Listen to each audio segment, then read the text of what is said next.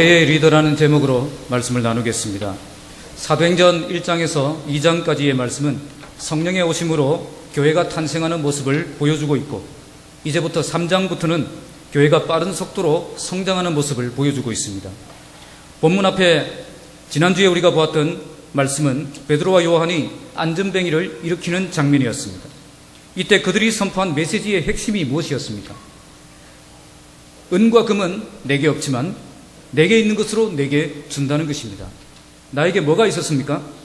은과 금은 나에게 없었지만 나사렛 예수 그리스도의 이름의 능력을 가지고 있었다는 것입니다. 베드로와 요한이 안전뱅이를 일으키면서 선포한 이 메시지는 하나님의 역사는 은과 금으로 되는 것이 아니라 예수 이름을 믿는 믿음으로 일어난다는 것을 우리에게 보여준 것입니다. 교회가 은과 금이 없어서 하나님의 일을 못하는 것이 아닙니다. 반대로 은과 금이 있다고 해서 하나님의 일을 잘할 수 있는 것도 아닙니다. 나사렛 예수 그리스도의 이름을, 그 능력을 상실했기 때문에 하나님의 일을 하지 못하는 것입니다. 교회에는 은과 금의 능력이 필요한 것이 아니라 예수 이름의 능력이 필요한 것입니다. 이제 본문은 안전뱅이가 일어나 걸으며 하나님을 찬미하는 모습을 보고 놀란 그 백성들을 향해서 솔로몬 행각이라는 곳에서 베드로가 설교하는 그 내용이 기록되어 있습니다. 이걸 통해 베드로는 개인의 능력에 의해서 이 기적이 일어난 것이 아니라 부활의 주님을 믿는 믿음으로 일어난 것임을 선포합니다. 여기서 우리는 사도들이 중심적인 역할을 감당하고 있는 것을 볼 수가 있습니다. 사실 이들은 성령이 임하기 전만 해도 뛰어난 인물이 아니었습니다. 하지만 성령이 임한 뒤에 그들의 설교는 하루에 3,000명을 회개시켜 제자가 되게 만들었습니다. 그리고 안전뱅이를 일으키는, 기적을 일으키는 능력의 사도들이 되었습니다. 그들의 설교에는 사람을 움직이는 능력이 있었고, 그들의 사역에는 기적을 일으키는 권능이 있었던 것입니다. 평신도들이 설교하고 기적을 일으켰던 것이 아닙니다.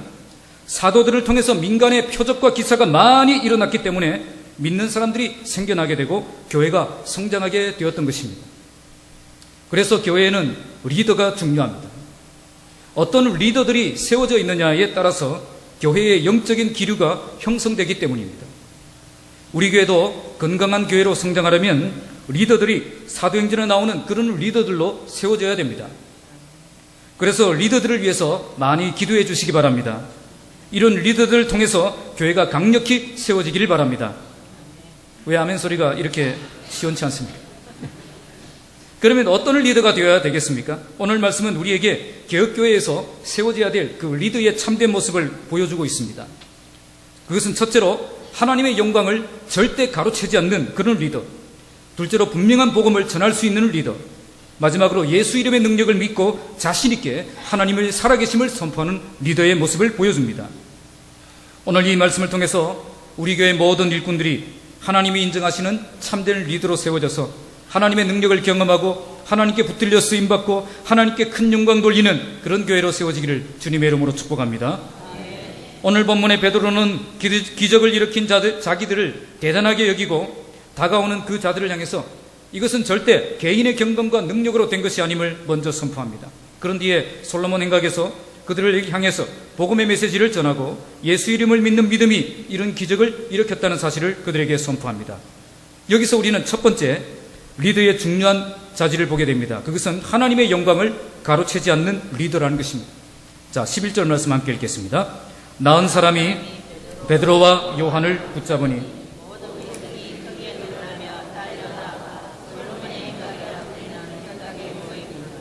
여기에 나은 사람이란 안전뱅이였다가 정상으로 고침을 받은 사람을 말합니다. 그가 이런 놀라운 기적을 경험하게 되니까 가장 먼저 했던 일은 베드로와 요한을 붙잡는 것이었습니다. 여기서 우리는 인간의 특징을 보게 됩니다.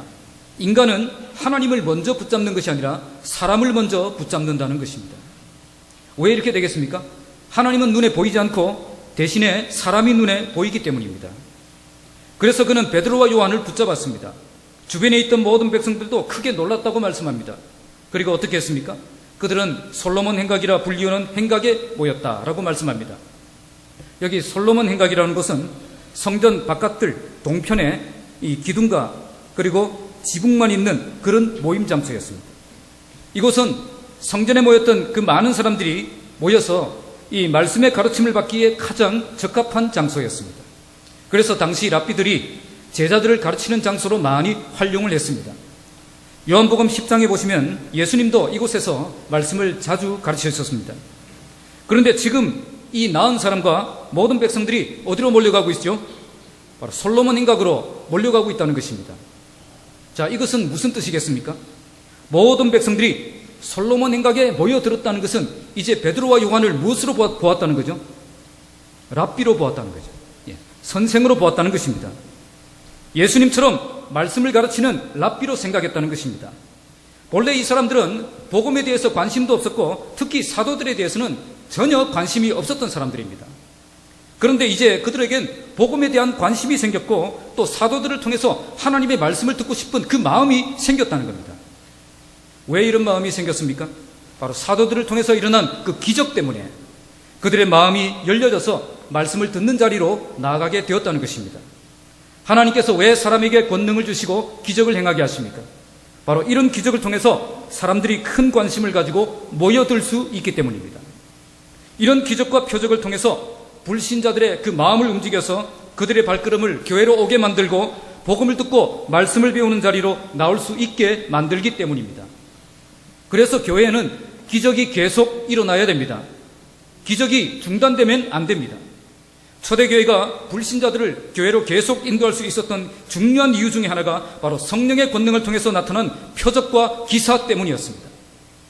이런 성령의 권능이 함께 역사하지 않았다면 초대교회도 그렇게 빠른 속도로 성장할 수 없었을 것입니다.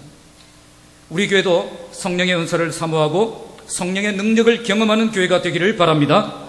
그래서 기적이 일어나고 능력이 나타나고 치유와 회복의 역사가 일어나기를 바랍니다. 그렇게 하여 불신자들이 솔로몬 행각에 모여서 하나님의 말씀을 들려달라고 바라보았던 것처럼 우리에게 말씀을 들려달라고 관심을 가지고 많은 불신자들이 교회로 몰려오는 그런 교회가 되기를 주님의 이름으로 축복합니다. 12절 말씀 함께 읽겠습니다. 베드로가 이것을 보고 백성에게 말하되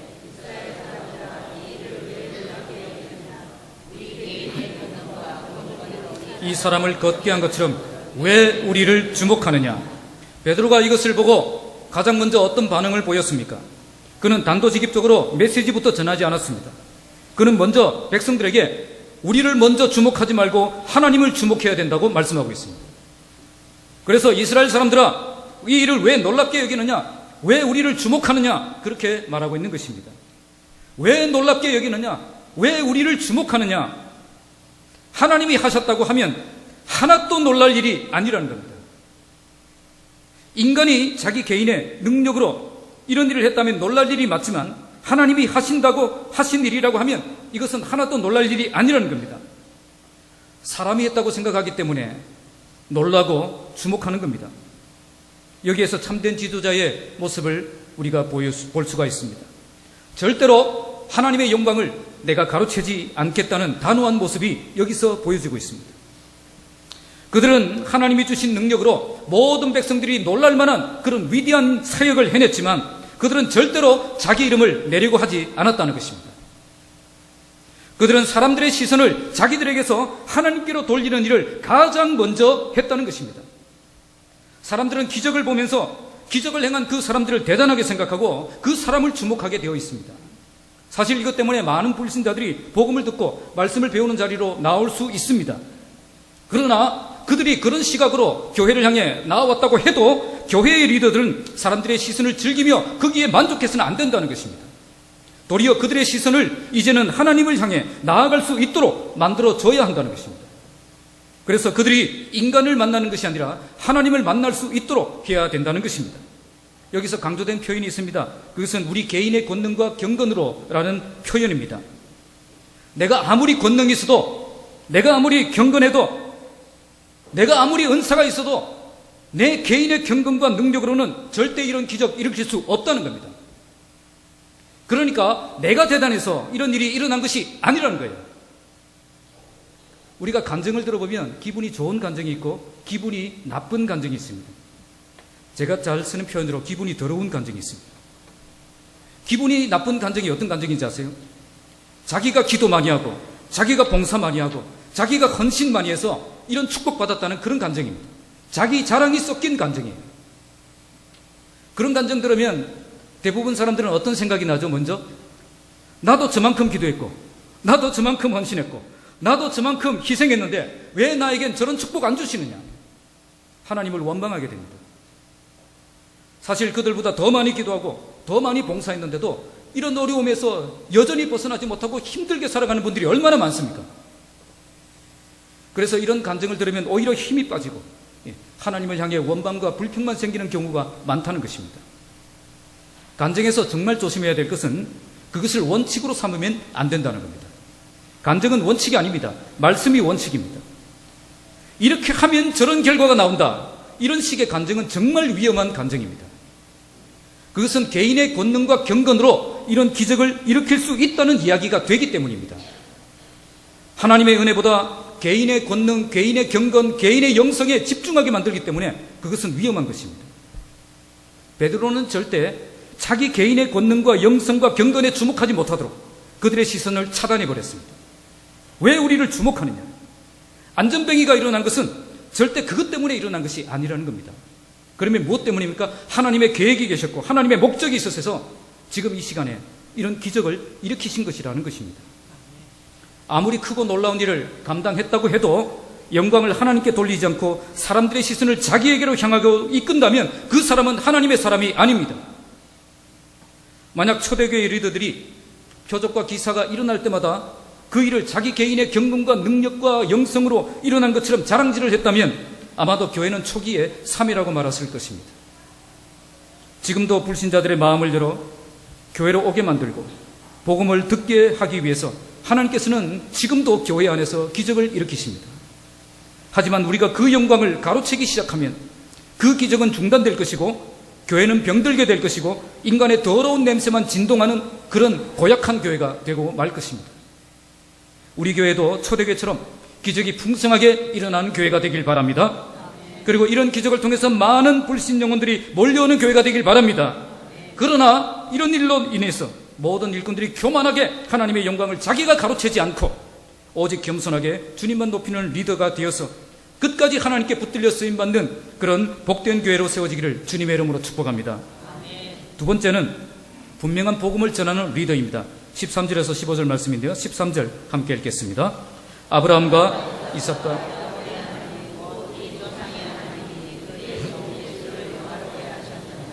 너희가 그를 넘겨주고 빌라도가 놓아주기로 결의한 것을 너희가 그 앞에서 거부하였으니 아브라함과 이삭과 야곱의 하나님 곧 우리 조상의 하나님이 그의 종 예수를 영화롭게 하셨느니라. 이 말씀은 무슨 뜻이죠? 베드로가 이 말씀을 한 이유는 안전뱅이를 일으킨 이 기적을 일으킨 이유가 우리 개인의 권능과 경건으로 일어난 것이 아니라 하나님께서 그의 종 예수님을 영화롭게 하기 위해서 이런 기적을 일으켰었다는 사실을 말씀하고 있는 것입니다.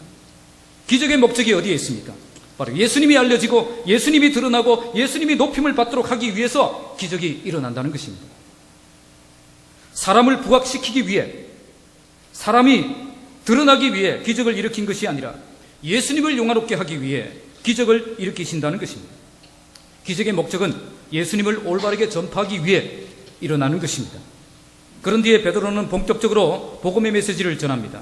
베드로가 복음의 메시지를 전하는 방법은 먼저 그들의 죄를 지적하고 다음 예수가 구주가 되신다는 사실을 선포하는 방법이었습니다. 먼저 그는 이스라엘 백성들의 죄를 지적합니다. 어떤 죄입니까? 바로 예수님을 정죄하고 십자가에 죽인 죄입니다. 베드로는 그들의 죄를 차근차근 지적합니다. 먼저 너희가 그를 넘겨주고, 이게 무슨 말이죠? 예수님을 죽음의 자리로 몰아넣은 것은 바로 너희들이었다는 거예요. 그것으로 끝나지 않습니다. 빌라도가 놓아주기로 결의한 것을 너희가 그 앞에서 거부했다. 빌라도가 놓아주기로 결의했다는 것, 이것은 로마의 법에 의해서 무죄 선고를 받았다는 겁니다. 당시 로마가 이스라엘을 지배하고 있었기 때문에 로마의 법이 곧 이스라엘의 법이었습니다. 하지만 로마의 법도 통하지 않았다는 거죠. 로마의 법이 무죄를 선언했는데 그것마저도 거부했다는 거죠. 그리고 어떻게 했습니까? 14절 시작. 너희가 거룩하고 의로운 일을 거부하고 도리어 살인한 사람을 놓아주기를 구하여. 그것으로 끝나지도 않았습니다. 그들은 거룩하고 예수님은 거부하고 의로운 예수님은 거부하고 도리어 살인한 사람을 놓아주기로 결의했다. 이것은 당시 밀란을 일으키고 살인죄를 저지른 바라바를 말합니다. 아무 죄도 없으신 예수님은 거부하고 사람을 죽였던 이 살인자 바나바는 풀어달라고 하는 그런 미련한 짓을 했다는 것입니다. 자, 그러면서 어떻게 했죠? 15절 시작. 생명의 주를 죽였도다. 그러나 하나님이 죽은 자 가운데서 그를 살리셨으니 우리가 이 일의 증인이라. 그리하여 그들은 누구를 죽였습니까? 생명의 주를 죽였다는 겁니다. 원문은 너희가 죽였다. 너희라는 말이 한 번 더 써서 강조가 되고 있습니다. 너희들이 예수님을 시기심으로 재판에 넘겼고 로마가 무죄 선언했는데도 그것도 거부했고 그리고 도리어 살인한 자를 풀어달라고 해서 결국은 생명의 주를 죽였다는 겁니다. 바로 이것이 너희들의 죄라는 겁니다. 여기에 반복적으로 강조된 표현이 있습니다. 그것은 거부하고 이것은 예수님을 거부하는 거죠. 그들만의 죄가 아니라는 것을 우리에게 보여줍니다. 생명에서 떠난 사람들은 예수님을 거부하게 되어 있습니다. 왜 예수님을 거부하고 또 거부하겠습니까? 그것은 예수님이 누구신지 모르기 때문입니다. 바로 이것이 사람들의 어리석음입니다. 생명을 살리시는 예수님을 모르니까 생명의 주를 죽이고 대신 살인자를 살리는 그런 어리석은 짓을 한 것입니다. 이것은 그들만의 문제가 아니라 현대를 살아가는 우리들에게도 동일하게 일어나는 문제입니다. 그러나 이것으로 끝나지 않았습니다. 그러나 그 뒤에 보시면 주어가 하나님이라고 나옵니다. 지금까지는 너희가였는데 이제는 하나님이로 주어가 바뀌었습니다. 너희가 넘겨주고 너희가 거부하고 너희가 죽였던 그 예수님을 하나님이 어떻게 하셨다는 말씀이죠? 죽은 자 가운데서 다시 살리셨다는 겁니다. 그러면서 베드로는 우리가 이 일의 증인이라. 우리가 무엇의 증인이라고요? 부활의 주님을 증거하는 증인이라는 것입니다. 주님이 다시 살아나셨다는 것을 증거하는 증인이라는 것입니다. 부활의 능력이 하나님께 있다는 사실을 증거하는 것이 우리의 사명이라는 겁니다. 우리가 이 일의 증인들. 안전뱅이를 일으킨 이 기적의 목적이 어디에 있다는 거죠? 바로 여기에 있다는 거죠. 안전뱅이를 일으키고 세상을 놀라게 하고 우리가 주목받는 것이 목적이 아니라 어떻게 하면 기적을 경험할 수 있느냐를 가르치는 것이 목적이 아니라 부활의 주님을 증거하고 부활의 능력이 하나님께 있음을 증거하는 것이 그 기적의 목적이라는 겁니다. 기적 자체가 목적이 아니라 기적을 행하시는 살아계신 하나님을 증거하는 것이 우리의 사명이라는 것입니다. 기적을 행하면서 자기 이름을 내고 자기 자랑을 하기 위해 이 일을 하고 있는 것이 아니라는 겁니다. 교회가 분명한 복음을 전하기를 원한다면 세상이 어떤 죄악 가운데 있는가를 분명하게 밝혀내고 우리 주님이 어떤 분이신가를 분명하게 보여줄 수 있어야 됩니다. 교회에 왔는데도 나의 죄가 드러나지 않는다면, 교회에 왔는데도 우리 주님이 어떤 분이신가를 모른다면 교회가 지금 잘못된 사역을 하고 있는 것입니다. 베드로는 먼저 그들의 죄를 지적했고 그리고 다음 생명의 주님을 전개했습니다. 어떤 죄를 지적했죠? 바로 예수님을 십자가에 못 박아 죽게 한 죄입니다. 예수님은 다른 사람 때문에 십자가에 못 박혀 돌아가신 것이 아니라 바로 나의 죄 때문에 십자가에 못 박혀 죽으셨다는 그 사실을 발견하고 회개하라는 겁니다. 그리고 이런 죄인을 위해 예수님이 십자가에 달려 죽으셨지만 다시 살아나셔서 나의 구원자가 되었다는 그 사실을 선포합니다.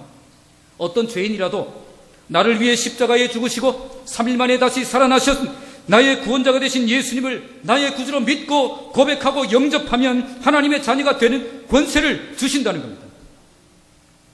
바로 이것이 개혁교회가 주님 오시는 그날까지 세상에 선포해야 될 복음 메시지의 핵심입니다. 교회는 세상을 향해 그들의 죄를 지적할 수 있어야 되고 생명의 주님을 분명하게 증거할 수 있어야 됩니다. 참된 개혁교회는 불신자들이 와서 내가 어떤 죄인인가를 발견하는 교회이고 우리 주님이 어떤 분이신가를 발견하는 그런 교회입니다. 생명의 삶 공부를 하신 분들, 생명의 삶 공부를 할 때에 우리를 죄에서 구원하시고 하나님과의 관계를 회복시켜 주시기 위해서 하나님께서 하신 일이 무엇이죠? 독생자 예수 그리스도를 세상에 보내시고 생명의 길을 만들어 주시는 것입니다. 그러면 인간은 무엇을 해야 된다고 배웠습니까? 바로 회개와 신앙입니다. 따라하겠습니다. 회개와 신앙. 인간이 구원을 받으려면 참되게 회개해야 되고 예수님이 나의 구원자가 되신다는 사실을 믿는 믿음이 있어야 된다는 겁니다. 이것을 대결의 문답 85문에도 우리 죄로 인해 받아야 될 진노와 저주를 피할 수 있도록 하기 위해 하나님께서 우리에게 요구하시는 것은 생명에 이르는 회개와 예수 그리스도를 믿는 것이라고 고백하고 있습니다. 그래서 교회는 생명에 이르는 회개와 예수님을 믿는 믿음을 선포하는 교회가 되어야 되는 것입니다. 이런 사역 잘 감당하라고 교회의 일꾼들을 세워주신 겁니다. 참된 복음을 전파하여서 사람들이 자기가 죄인인 것을 발견하고 우리를 구원하실 분은 예수밖에 없다고 선포하는 그런 사역 감당하라고 교회의 리더들을 세워주셨다는 것입니다. 우리가 이 일의 증인이라. 초대교회의 리더들은 이처럼 분명한 복음을 전하는 리더들이었습니다. 그들을 통해서 수많은 죄인들이 자기 죄를 발견하고 회개하는 역사가 일어났고 죽음을 향해 달려가던 영혼들이 십자가에 죽으시고 다시 부활하셔서 나의 구원자가 되신 그 주님을 만나고 구원받는 역사가 일어났던 것입니다. 우리 교회 모든 리더들이 이처럼 분명한 복음을 전하는 리더가 되시기 바랍니다. 그래서 불신자들이 우리 교회에만 오면 내가 어떤 죄인인가를 발견하고 회개하는 역사가 일어나고 예수님이 십자가에 죽으시고 다시 부활하셔서 나의 구원자가 되심을 믿고 주님을 구주로 영접하는 역사가 일어나는 그런 교회 되기를 주님의 이름으로 축복합니다. 마지막 세 번째 리더는 예수 이름의 능력을 선포하는 리더입니다. 16절 함께 읽겠습니다. 그 이름을 믿음으로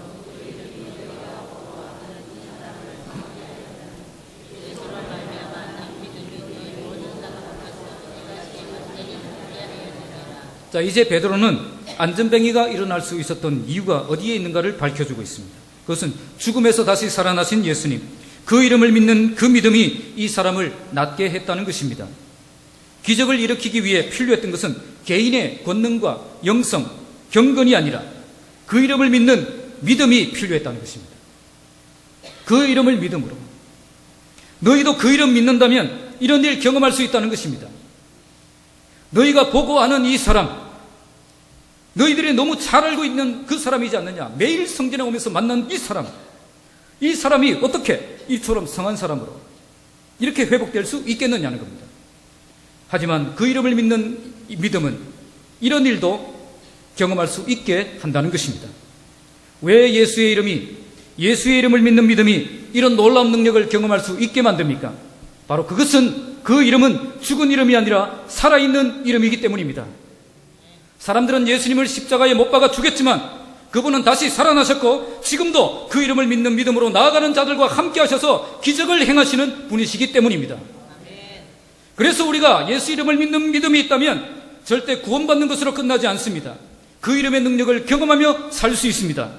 천국에 들어가는 자격만 얻고 끝나는 것이 아니라 이 땅에서 하나님 나라의 권세를 가지고 살아갈 수 있는 하나님의 백성이 되는 것입니다. 우리는 이 사실을 믿고 소망 없이 살아가는 자들을 향해 소망을 심어주는 사역을 감당해야 됩니다. 그들도 우리 주님의 이름을 믿는 믿음이 있다면 문제가 해결되고 병이 고침받고 삶이 회복될 수 있다고 자신 있게 선포할 수 있어야 되는 것입니다. 왜 그렇습니까? 우리 하나님은 충분히 그럴 능력이 있는 분이시기 때문입니다.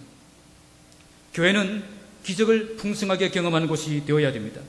그리고 세상을 향해 너희도 예수 이름을 믿는 믿음이 있다면 이런 일 경험할 수 있다고 자신 있게 선포할 수 있어야 됩니다. 기적을 보고 놀라지 말고 기적을 행하시는 하나님을 만나라고 외쳐야 되는 것입니다. 그 이름을 믿는 믿음이 너희의 인생도 완전히 회복시켜 줄 수 있다고 회복의 메시지를 선포할 수 있어야 되는 것입니다. 그런데 오늘 교회가 이런 자신감을 잃어버렸습니다. 왜 그렇습니까? 이런 일을 충분히 경험하지 못했기 때문입니다. 특히 교회의 리더들이 이런 일을 충분히 경험하지 못했기 때문입니다. 교회의 리더들이 여기에 대한 확신이 없기 때문입니다. 그래서 분명한 믿음과 확신을 가지지 못하는 것입니다. 교회의 리더들이 예수 이름에 놀라운 능력이 있다는 그 사실을 경험해 본 적이 없기 때문에 예수 이름의 능력을 자신 있게 선포하지 못하는 겁니다.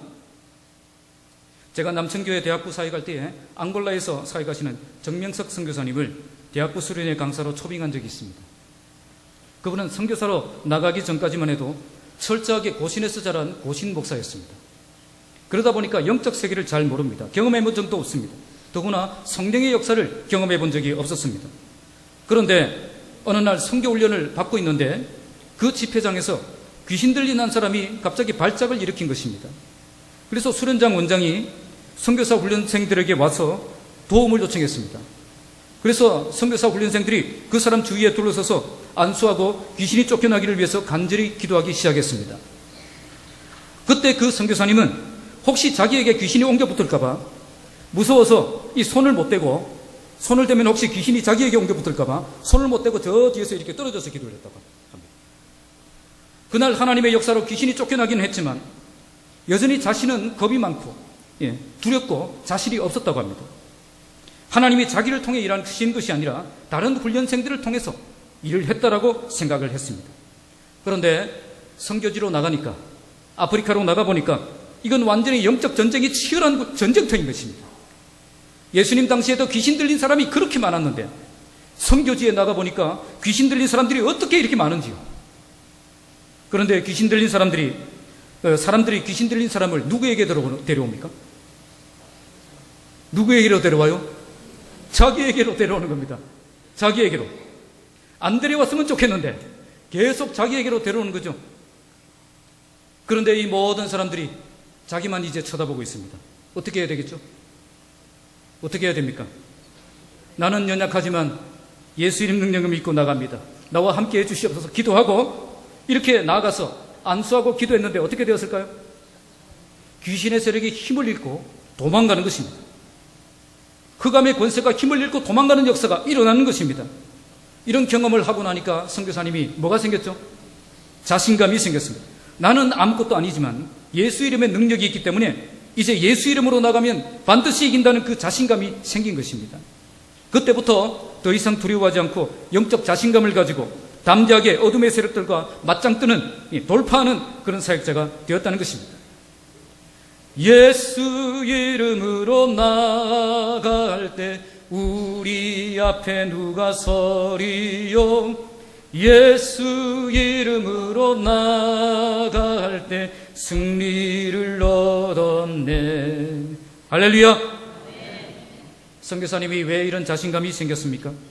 자기가 대단해졌기 때문에 이런 자신감이 생겼습니까? 아닙니다. 자기는 그대로입니다.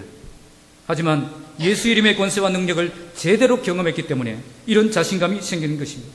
예수 이름의 능력을 경험하고 보니까 예수 이름에 대한 자신감이 생겼고 그때부터 예수 이름 믿는 그 믿음으로 어떤 일이든지 돌파하는 그런 사역자가 된 것입니다.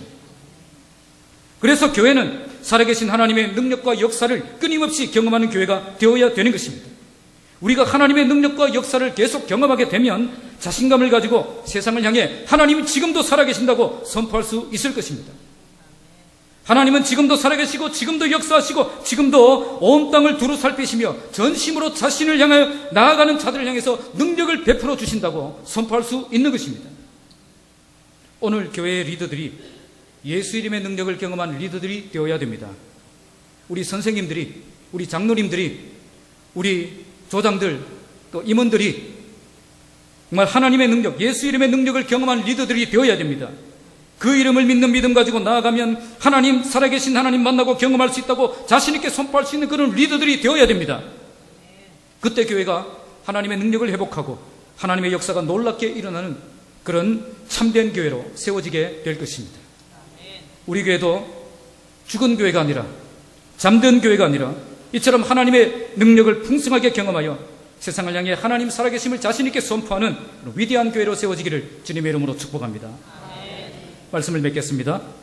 리더가 무너질 때 교회가 무너지고 리더가 바로 설 때에 교회도 바로 서는 것입니다. 오늘 한국 교회의 문제는 리더의 문제입니다. 세상의 교회를 향해 교회답지 못하다라고 말할 때는 대부분 리더가 리더답지 못하기 때문에 듣는 말입니다. 목사가 목사답지 못하고 장로가 장로답지 못하기 때문에 듣는 말입니다. 왜 교회가 이런 말을 듣습니까? 하나님의 영광을 인간이 가로채기 때문에, 복음을 정확하게 선포하지 않기 때문에, 예수 이름의 능력을 불신자들보다도 더 안 믿고 그렇게 의지하지 않는 그런 지도자들이 있기 때문에 교회가 교회다움을 잃어버리고 세상으로부터 손가락질 받는 그런 나약한 교회가 된 것입니다. 그래서 마귀는 리더를 무너뜨리면 교회를 효과적으로 무너뜨릴 수 있기 때문에 리더를 집중적으로 공격합니다. 리더가 하나님의 영광을 자기가 가로채도록, 리더가 복음을 정확하게 선포하지 못하도록, 리더가 예수 이름의 능력을 믿지 못하게 만들어서 형편없는 교회로 만들기 위해서 그렇게 마귀는 집중적으로 리더를 공격한다는 것입니다. 오늘도 하나님께서는 교회에 많은 리더들을 세워주셨습니다. 우리 교회도 목사와 장로와 많은 직분자들, 사역자들 세워주셨습니다. 우리 교회 모든 리더들이 절대 하나님의 영광을 가로채지 않는 리더가 되고 분명한 복음을 선포할 수 있는 교회 리더가 되고 예수 이름의 능력을 믿고 자신 있게 하나님 살아계심을 선포하는 리더가 되시길 바랍니다. 그래서 이런 리더들을 통해서 우리 교회가 초대교회처럼 기적이 풍성하게 일어나고 불신자들이 몰려오는 놀라운 역사를 경험하면서도 겸손하게 주님만 높이는 그런 교회가 되기를 바랍니다. 우리 교회만 오면 내가 어떤 죄인인가를 발견하고 주님이 어떤 분이신가를 분명하게 깨닫고 예수님을 구주로 믿고 영접하는 역사가 일어나는 그런 교회가 되기를 바랍니다. 예수 이름의 능력을 믿는 리더들을 통해서 하나님은 지금도 살아계시고 우리를 통해 역사하시는 분이심을 세상을 향해 담대히 선포하는 그런 교회가 되기를 바랍니다.